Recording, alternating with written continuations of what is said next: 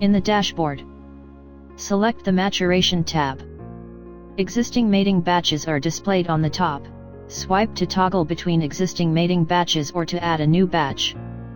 Select Add Mating Batch to start a new mating batch. In the mating form, select the date and fill in other details of the mating batch.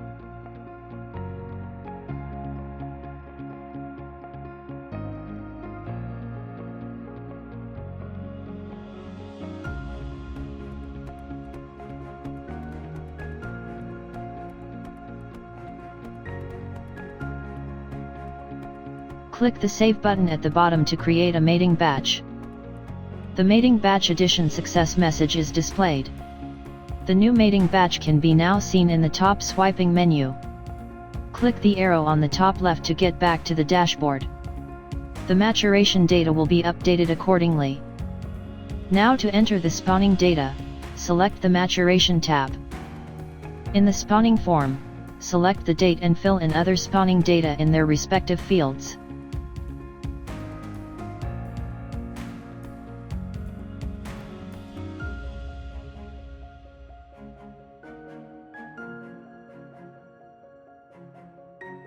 Click the Save button at the bottom to create a spawning batch. The spawning data addition success message is displayed. Click the arrow on the top left to get back to the dashboard. The maturation data will be updated accordingly. Now to enter the hatching data, select the Maturation tab. Swipe and select the maturation batch against which the spawning data is to be added. In the hatching form, select the date and fill in other hatching data in their respective fields.